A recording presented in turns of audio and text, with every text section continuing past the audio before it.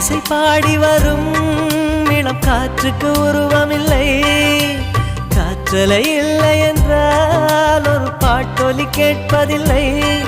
ஒரு கானம் வருகையில் உள்ளம் கொள்ளை போகுதே. ஆனால் காற்றின் முகவரி கண்கள் அறிவதில்லையே. இந்த வாழ்க்கையே ஒரு தேடல் தான், அதை தேடி தேடி தேடும் மனது தொலைகிறதே.